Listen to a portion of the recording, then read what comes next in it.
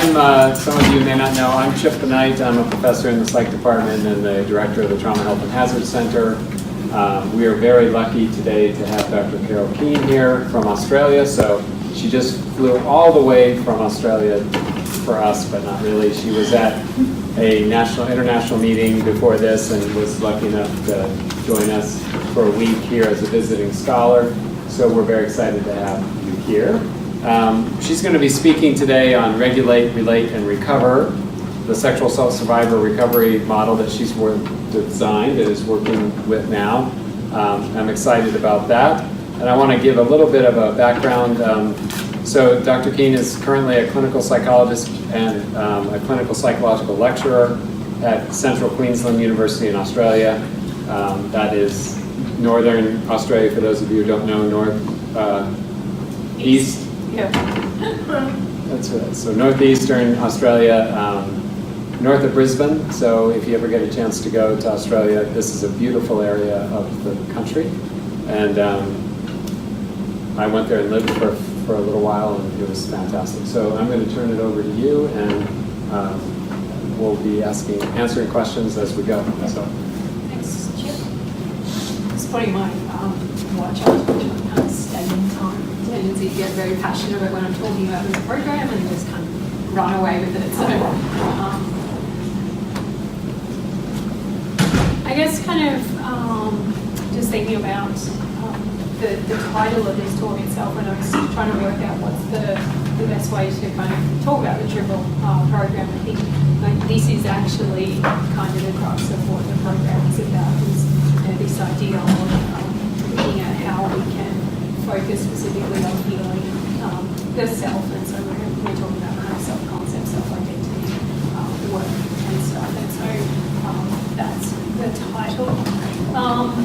And just before I get started, I just want to do some acknowledgements because all these people have been involved in the development of the RRR program in some way. So New South Wales Health is the Violence, Abuse and Neglect Service, or the VAN service, is where I've worked clinically. So it's a program that's kind of where sexual assault and DV amalgamated. So it's a health, like a state-run facility. Yep. And we look at and kind of treat people from across the lifespan with sexual assault and DV. So any children that come into that service have had their sexual assault substantiated by the police. So we're kind of working with kind of the pointy end of things in this service. And this is kind of where the idea of the RRR program sort of came through, and I'll explain a little bit of that as we go through. And so when we originally started it, we did this in collaboration with the University of Wollongong, where I did all my clinical training and my Ph.D. and also have worked for the kind of past 6 years prior to where I am now. And so Mark Donovan kind of helped with the program, like actually writing the manual, and Liz Huxley, who's associated with Project Air Strategy at UOW, has kind of helped with the development of the measures and the assessment part of the protocol, and her kind of boss supervisor is Professor Bruno Grenier. I'm not sure if anyone knows him, so he does a lot of work with borderline personality disorder and sort of complex trauma presentations.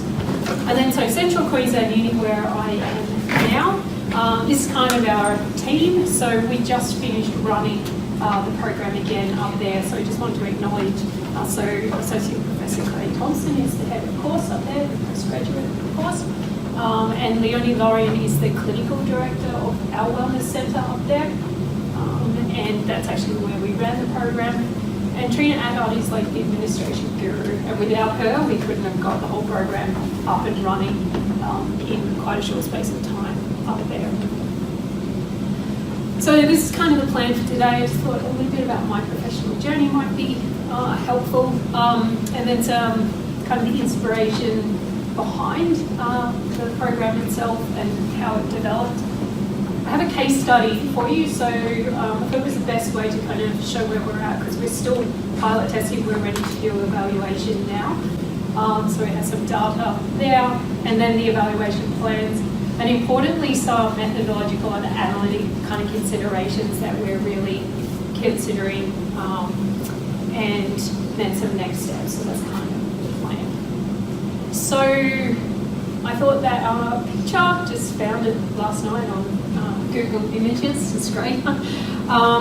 This kind of speaks to, before I did clinical psychology, and I had a previous career in personal training, strength conditioning, and I worked like across the general population right through to sort of some elite athletes, and even worked with some Paralympians, Paralympic swimmers. And I guess sort of the reason I'm saying that is it really strongly informs all the work that I do now, and particularly with trauma, when we think about with dysregulation in the body, etc. But also, I'm going to stop myself because I'm going to wander. So that's kind of where it came about for this. And actually, when I did my honours thesis, I'm not sure if, so it's like our 4th year program in undergrad, I actually looked at and developed a sedentary behaviour intervention for people who were in residential drug and alcohol treatment. And so that was kind of like where I started to see the merging of sort of like my two careers and how they can kind of inform each other. And from that, I sort of shifted from wanting to do sports psych into doing clinical psych and seeing how we could look at the mind and body integration like in a holistic way. So this is kind of what drives what I do now, and why I'm so passionate about kind of doing work in the resilience space, and particularly within sexual assault and complex trauma. So for my PhD project, it strongly informs what I do now. I looked at complex trauma with homeless individuals or individuals who are really high risk of homelessness. And one of the really key findings that came out of that was that for those individuals who, had multiple childhood trauma experiences, but within that they also had a sexual assault experience, and they had then subsequent sexual assault experiences throughout life, they were the most vulnerable group. And on the converse of that, or in parallel, with that, when I was working clinically, you're just noticing that the kind of impact of sexual assault for individuals' ability to kind of just do everyday life. And I started to kind of, just started to wonder what's really going on with that, and started to sort of see this, that I think I have a slide here. So we would use evidence-based trauma-informed interventions, and they're really effective for symptom reduction.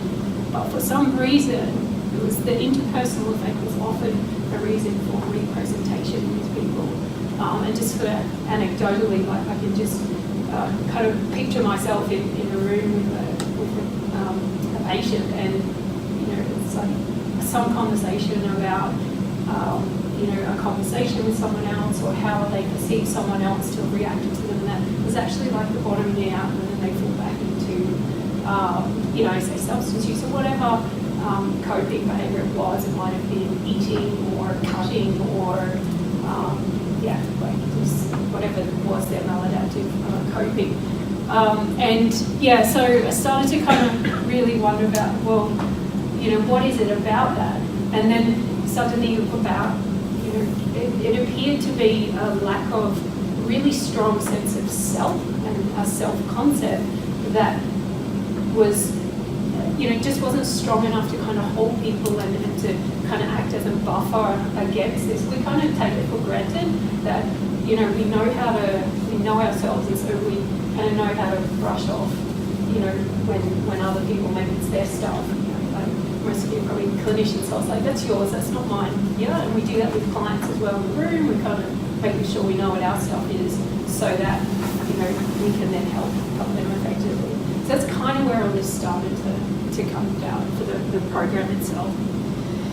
In addition to that, VAN is a very stretched system. I imagine your government systems here as well, they're just trying to provide service to so many people in need. And so we have waiting lists for individual care for like 6 to 12 months. And these people with like recent sexual assaults. So our facility, we would do crisis presentation as well. So someone would present to the hospital, and one of the counsellors get called. You go in and you would do while they're doing their forensic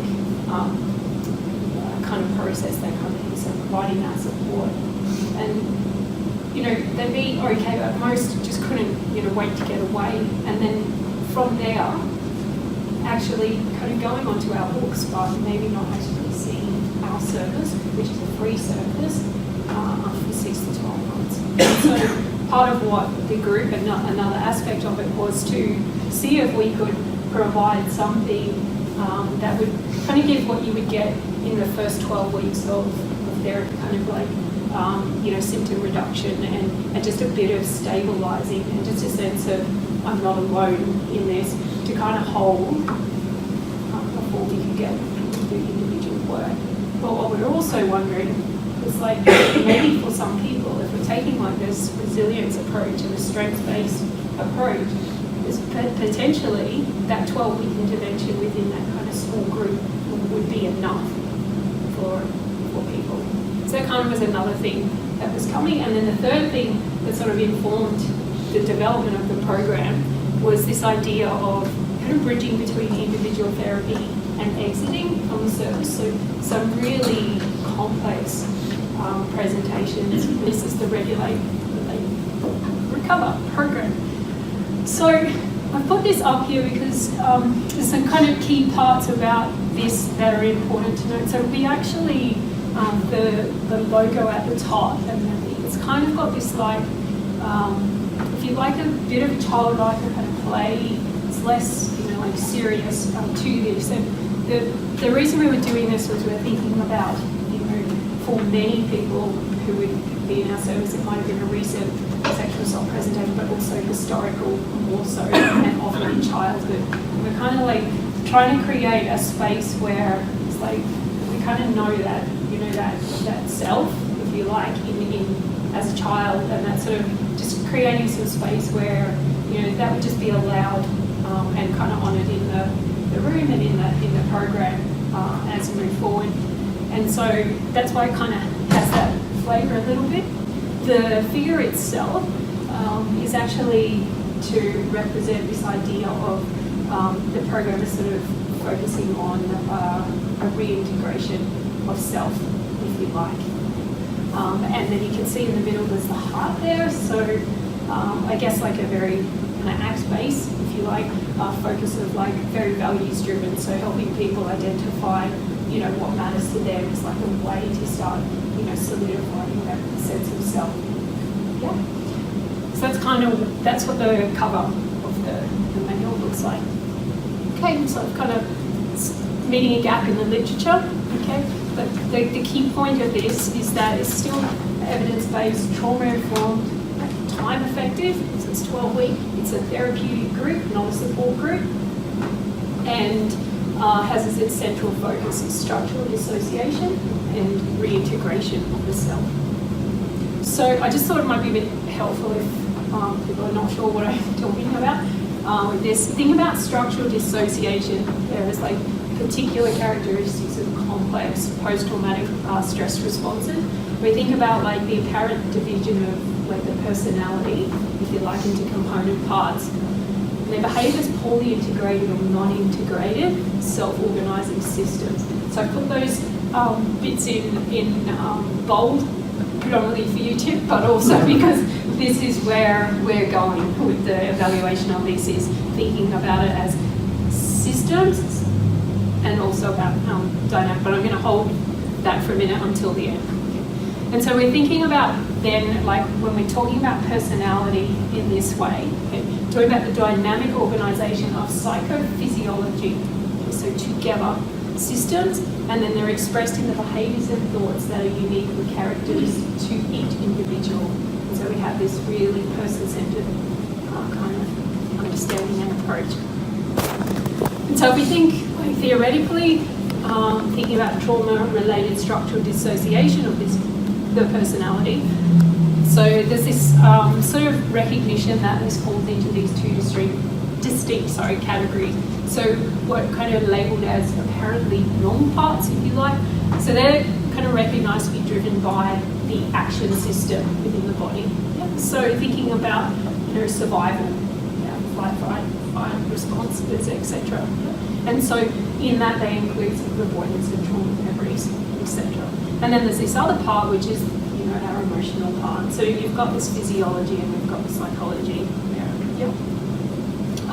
That reference, I'm not sure if anyone's heard the book, it's Your Haunted Self. It's a great read if anyone's got it. So it kind of talks about this. And so the reason this is the focus of it is thinking about trauma-related dissociation and self-disintegration as serious consequences of exposure to interpersonal trauma. And so particularly when these things occur in developmental periods, so childhood and key developmental stages, so adolescence, etc., but also where sexual assault has been experienced. And so relatedly, we think about self-disintegration as kind of recognised as one of the key sort of 7 domains of dysregulation that's kind of recognised now when we're working with people with complex trauma presentations. So you're thinking like attachment, challenges, etc. And also that these things are sort of the therapeutic interfering things. So therapeutic resistance and the severe self-harm, suicidalities that they put to underpin that. And so we did a lot of searching, well I did, and so to the best of our knowledge, this hasn't been targeted in as an outcome of focusing therapeutic group interventions and particularly in sexual assault. So I think we're doing something that potentially meets an important gap in what's available. And so we think about discrete interventions, like Judith Herman's work, this idea of when we're doing trauma inform, we have these stages to recovery. We've taken that into account. The RRR program does not focus on stage 2 there with memory processing, etc. I think it's kind of a key point of difference as well. We don't have a kind of memory focused processing aspect. It's not avoided if it comes through with that, but there's not a stage in that the focus is on reintegration of self and interpersonal difficulties.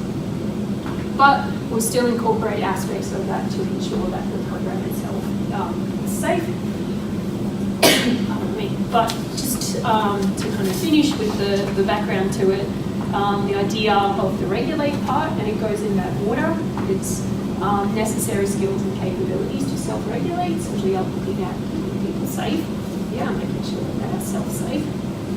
Then improving capacities to relate with themselves, with their environment, and to recover their sense of integrated self. And while the program, as I'll show you in a minute, goes through and we have this way, we start with like the regulate, relate, and recover. What sits underneath it from the very beginning is the self-reflective process and that kind of idea of starting to understand self from the beginning rather than waiting till we've done the symptom reduction, etc. And there's kind of really important caveats. There's a recognition that each group member brings with them these unique stories of survival in the face of assault. And so potentially some adaptive or maladaptive behaviours, as we might see as kind of treating clinicians, they've served a really important function. And if we're thinking about building self-efficacy and self-esteem, it's sort of like recognising that in the time, or in the moment, that was the best that you had and you did a good job, and then it's kind of like, but you're here now, and so it's just not working the way you wanted to now. So the whole time, we're kind of coming from you are amazing to have survived, and you're thriving, or, it's okay that you are struggling, that kind of thing as we move through. I'm going to digress. thinking about, like, that's the key point, is helping to improve an individual's understanding of their own functioning with their self, but also how they then function with other people, and then how they function within the environment as well. So kind of really getting those dynamic interactions happening. So this is what the manual kind of looks like. It's a 12-week, they're weekly sessions. They go for 120 minutes duration. There's a break that goes in the middle of that. Group size at this stage of 8 to 12. We're sort of targeting for recruitment. Anything bigger, well, it just seemed like an ideal size at the time. And thinking about, recruit for 12, you're likely to lose 2 to start off. That's kind of the standard drop off at the beginning of the group, etc. But there's, because of the kind of nature of what we are working through is difficult. Like, I'm going to hold that thought for a minute. We've got 2 to 3 facilitators for the group to manage processes they go through. There are therapist and participant manuals. The therapist one has some scripts which are to be followed kind of as is, and then there's other parts that are like suggestions of you might do it this way, but there's some room for flexibility to kind of recognise that each therapist needs to kind of, develop their own language, how to teach a skill and that. So just as long as you get these key points across, go for it however you like, sort of thing. And then the participant manual has all this, there's sort of extra space where all those scripts are, and that's for like recording.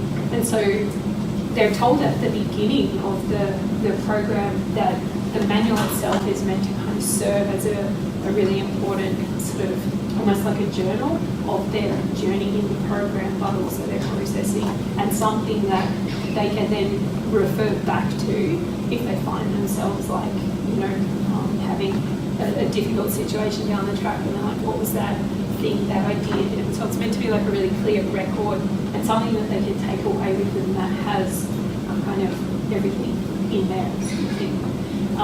So yeah, it's got to be carefully designed. I have PDFs of those to show you at the end if we have time. I can kind of put them up. So I think as well, the other thing to think about with the actual physical design of the program was really considered like the manual itself. So it's structured to provide kind of safety and predictability, but it's also has some opportunity to be delivered a little bit flexible to suit the dynamics that are unique to the groups as they are formed. I've mentioned the kind of playful childlike aspect that comes through. We considered literacy level. We also considered cultural considerations. I'll get to that in a minute. And then there's also sections throughout where individuals record stuff where sometimes it's like unbounded, so they're just blank spaces, and other times when the content and the processing that's happening is a bit more potentially challenging. We have just kind of borders and stuff like that around. So we're in our 4th edition, and so we've just kind of got feedback from participants as we've gone through. And yeah, it seems to be working. So, and then we have this other, I think we have between session reflections. So they're not homework, but they kind of like homework for those that need to or want to. They're the same every week. So again, it's kind of this predictable but contained aspect.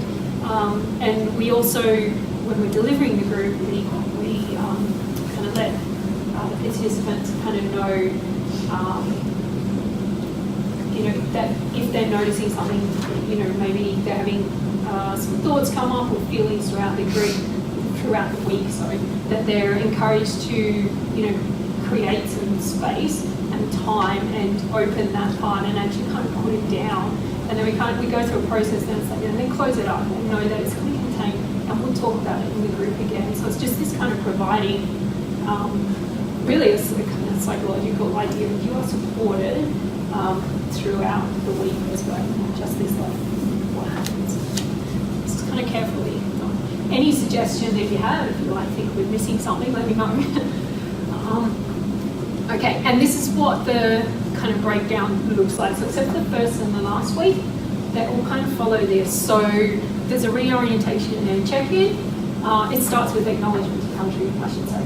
Let's put that up there. We do that at the very beginning, do an acknowledgement to country every week. And then we do this reorientation and check-in, how everyone's going. And then that's where if anyone's going to have any stuff and they might need to discuss with us, we can either, if they want to discuss it in the group, or if they want to talk about it after, kind of we can get it flagged. There's a here and now exercise, a grounding exercise at the beginning of each week. We review the learning to date, so just kind of consolidating and reminding people of all the gains that they're making through the group. And then we do discussing difficulties, then there's a break, and then we explore solutions, and that's kind of the same all the way through. We do a summary of this session. The self-reflection journaling is 10 minutes, and then there's the close and take-home kind of exercise, which is the thing I just spoke about before. The self-reflection journaling, or self-reflective journaling, which we like, is actually the kind of key part is where we start the self-stuff, the kind of self-reflection, self-noticing, self-everything from the very beginning. So we start that from week 1. And so it's just a process that goes through. While people are doing that, another key part of this program, this sits on page 5 of the participant manual, and they're encouraged to, at the end of each week, kind of fill in a part of the self. So kind of this idea of reintegrating the self instead of really doing this like practical,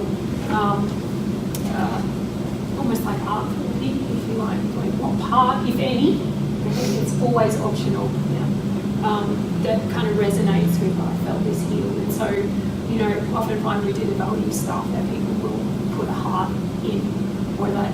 And they're also encouraged, if they don't feel like it's being in and they want to still leave it outside, then leave it outside as well. Yeah. It's really powerful. It's like amazing. I feel really honoured when someone shares this with you guys as you go through. It's amazing to see. Yeah. And so this is the flow. So we've got orientation, then you see mind-body connection. And we do mind, and we do body. And we do short-term distress regulation skill and long-term. Then we do emotion regulation. There's 2 parts of that. There's a consolidation week in the UK where we just go back over things again. And then we have boundaries, and interpersonal and intrapersonal safety stuff. And then interpersonal communication, self-compassion, and within that self-compassion we look at very briefly shame and guilt. We just kind of really lightly touch on it in a very safe kind of way. And then we do a session at the end, which is bringing it all together. And so the bringing it all together, actually, which will load in a minute, this is actually what we do. So this is from the very last program. So we have a piece of calico in the middle of the table, and everyone, including the therapists, the facilitators, sit around this, and it's just art stuff everywhere, and it just becomes this dialogue, and everyone sits around, and around the outside, so people kind of sit around and they just do what they want to leave behind, if you like. So this banner, we call it like a RRR legacy, and they know that this gets left, and we put these up in the clinic. You can see it's all de-identified, but super powerful. And then at the end, we all kind of discuss together and put together in the middle the words that people's gains throughout the group, etc. You can see that strength. There's a lot of self kind of stuff that comes through in that. So really powerful to be a part of as well. And yeah, I have been participated in a few of them now myself. But I think I get as much out of it, if not more. And it's just a really empowering and resilience aspect that comes through. And it's a really nice way to finish and wrap up and end as well. Sometimes it's difficult to get people to leave at the end of this, which has been challenging, but at the same time it's like, you've got this, you'll be okay. Yeah, it's a bit sad to leave. We've been on a journey, but you're okay as well. So it's really powerful. So that's kind of how it all works. So this is where we're at. at the moment, or the timeline today, sorry, it started 2017, the whole year, was kind of writing the program and back and forward with Mark Donovan about this. And then also we were developing the assessment protocol. So at this stage we have like a pre-screen and we do the TSI with everyone as well. We've kind of got inclusion, exclusion sort of criteria, you know, not wanting to take in people who are just too unwell and unstable because it's difficult work to do this self kind of stuff. Yeah? And then there's baseline, mid, completion, and 3-month follow-up collection. We also did 4 and 8 week check-ins, and I just put a note down the bottom to remind myself is retention was identified as a potential issue. It is anyway with sexual assault. Yeah, just sometimes it's just too hard to turn up, and that's so this idea of like a week 4 and a week 8 check-in as well. Even though we check in every week, but we do a one-on-one like half-hour check-in with everyone, just to sort of make sure it's sort of going okay. So we had 4 completed the program when we ran it the very first time. 2 withdrew from the group, it was just too much for the group, but they wanted to keep doing the program, so they just did it one-on-one with the therapist and went through the same protocol, if you like. So this is kind of where we're at. I'm doing a little over, so I'll keep going. We're kind of version 4, so there's a few kind of minor edits to do. I think we're good. The manual's like solid, it's working well.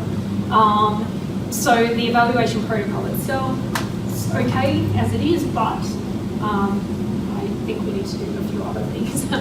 And so the program seems to be working well, as you've said there, as you've said, I've said, I'm like, we think about the idea of what's going to be the best way to sort of look at this, and then thinking about like, do we do like a stepped care model approach to this, to do RCT, super expensive, and is that actually tapping into what we need to do? And Chip and I kind of had a chat about this yesterday. And so I'm just bringing back this slide with the highlights. So for me, I think, you know, we need to be looking at these self-organising systems, because that's what this program is about. That is what we are seeing shift. It's like we're going to evaluate this program and see what's happening. We kind of need to take this dynamic approach, this systems approach, because that's what we seem to be working with. So, you know, I have this question, like we do these weekly interventions, but what happens in between? What goes on for the person? What happens neurologically, physiologically, psychologically, in between inter-individual, intra-individual stuff, family system, things like I just kind of mentioned briefly with that case study, community, societal perceptions and stigma, where are they? Are they low socioeconomic status, like education, and there's so many other kind of factors as well that, you know, in the week it goes on and then they come back to group each week. So, you know, we have this idea we can do dynamic non-linear analysis to try and kind of capture all that. So we're doing detailed person-centered examination of what's going on, kind of moving beyond that kind of traditional pre-post, which is, you know, okay. But I think for this in particular, because of what we are interested in assessing and looking at outcomes, we kind of need to shift into this space. Can stop, I think. So next steps. Actually, a question for you to put out to you all as well is that we've kind of had some feedback from the marketing people that the name needs to change, because I developed, I'm like super attached, and I'm like, okay. So anyone's got any suggestions or ideas? Seriously? Yeah, we potentially need to change the name. I'm not sure how I feel about that. Or add to it, I don't know. Retention is a problem. So it's predominantly extrinsic factors that are going on, you know, childcare or partners, etc. DV relationships are interfering.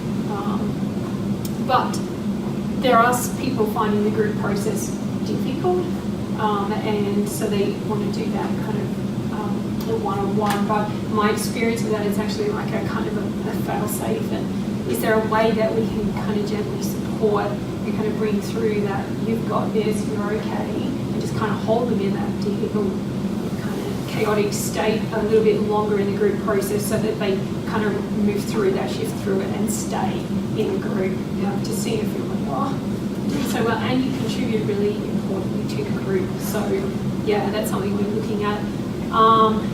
And yeah, it's got the suggestion about evaluation methodology. So while I was running this morning though, I kind of had a bit of an idea about that. So yeah, it's good to clear the mind.